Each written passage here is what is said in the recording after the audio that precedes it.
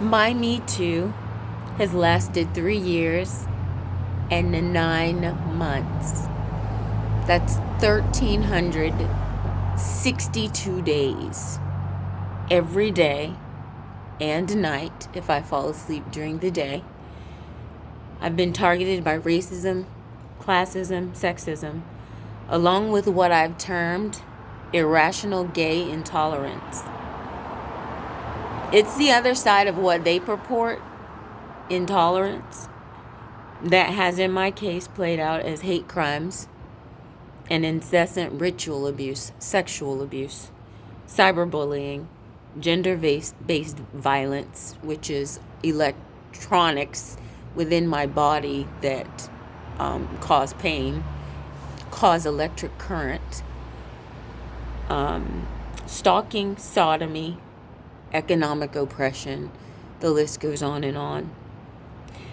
I need help because I want to launch a nonprofit that will help identify women who've been victims of men who abuse their military and political power to annihilate the lives of reputable, moral, intelligent women who they deem as a threat. Many times these men have sexual deviancies, and the woman is confronting them or denying them some, sexual favor or something they want sexually, and they go all out to destroy her life totally. My father has acted as if he's sorry that he invested in my education. He actually regrets that I turned out to be such a strong, independent woman. And these men are misogynists, and the psychological journey that they're on is that of it can best be described as arrested development. It is that there is something that never matured emotionally, mentally. There's something that is stagnated, and so they're carrying out this violence against women. And I've run into these women in the many times I've been put in jail for made up charges to cover up the police's rape or sodomy or whatever they've been doing to me prior to the arrest. And when I object, they arrest me. I've met women in jail, and they've also put me in psych wards 3 times. And I've met women in those places who have similar stories and tell me, it's my husband. Many times these men are Freemasons. I kiddingly joke about how I won't see the film Get Out because I'm currently living it. I'm actually living a sequel that should be entitled Hide Your Anal Cavity and Anything That Might Result in Your Receiving Capital Gains. There are so many telling news articles that reiterate and suggest and support my findings on these critical pathologies that plague our nation's society. Michelle Obama's comments yesterday about white flight are the least of Black America's worries. White people are losing their effing minds. Behind the smiles and the frequent, "you're fine," or "no worries," they're flipping out because of the blatant progress Blacks are making professionally, academically. We are now awakening politically and have even spent 2 terms in the White House.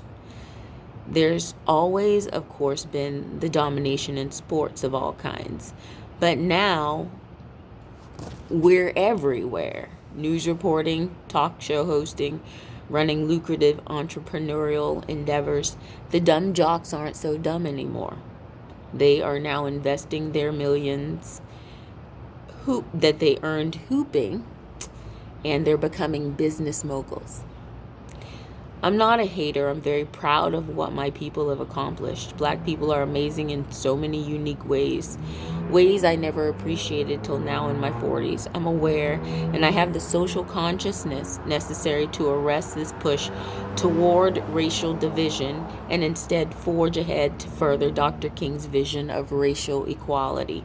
We still haven't attained equality. The fact that I'm fighting against the same bigotry and hatred that my ancestors did is cause for alarm. Many blacks are oblivious to this reality because their success has been contingent upon adopting the white ideology, which comes with it an acceptance of inferiority. Yes, sir, massa, I'm fine being your token black. Whatever you need, just as long as I get my paycheck. This mindset has set us back at least 50 years as a race in this country. They never stopped believing that they were superior. They never stopped teaching it to their children. They never stopped the mental devaluation, humiliation, hatred, and the fear of retaliation. Still drives every white nationalist, white supremacist action and agenda. I'm a Christian minister that preaches a conservative traditional message that includes a sexual ethic that offends liberals. In exercising my rights to free speech and free religion, I learned that conservative views and convictions will get you a sentence of 3 years and 9 months of sexual violence with police sanctions nationally. Compliments of these very white, gay United States of America. There's no tolerance for me if I choose abstinence and holiness as topics for sermons. There is only what I've termed irrational gay intolerance, which refuses to allow an individual to have differing opinions than those of their group. That demon, along with the assessment of white ills I purport, or disillusioned elitist entitlement syndrome, many decided because I'm a little nigger who doesn't know her place that I should be RFID chipped at 45, kept from pursuing my passion of ministry, and denied my right to marry and enjoy children. The hatred and sheer evil inside of these empty shells of human beings terrorized me via electronic surveillance for the last 6 years, completely dehumanizing me to support their incessant acts of sodomy. America has completely deconstructed morally. Nancy Pelosi called it a constitutional crisis that America's facing. No, it's a moral crisis. There are no ethics at her core, and her foundation is weak. And what I say to that is, come on, Putin. Jesus is taking too long.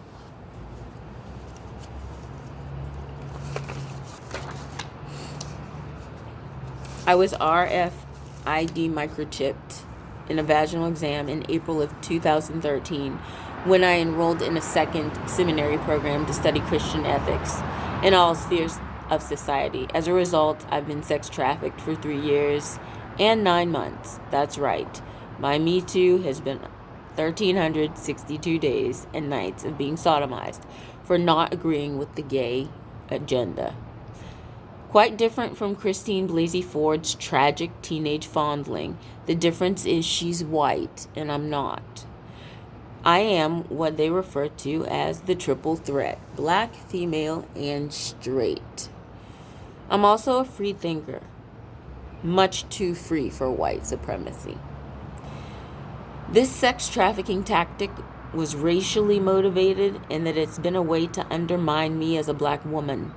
They accomplished their goal of complete degradation and humiliation, as was used in slavery. It was a very intentional decision. People were uncomfortable with the influence and notoriety I was having. They were desperate to keep me from moving any higher, including my parents. They saw that I had the attention of whites and blacks.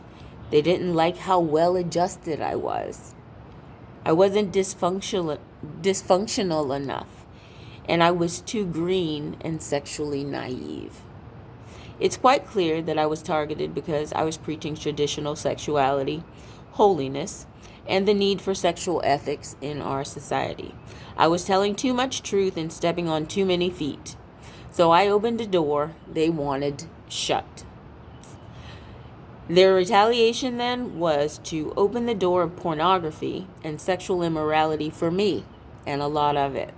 As I begin to discuss this, we must consider the mental state of people who would carry out in mob-like strategy such horrific terrorist attacks against one woman in her sleep. This behavior is beyond depraved. It's demonic.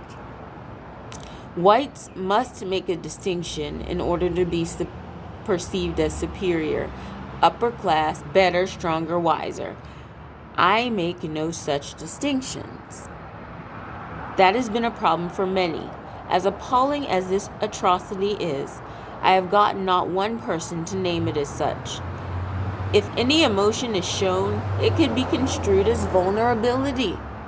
Their responses are not normal. My only conclusion has to be that this is a tactic being used to keep power on the right white side of things. Any threat to that must be completely dismantled and is unworthy of sympathy. Of utmost urgency is to determine how and why it is that this RFID was ordered for me. Whose decision was it to implant this?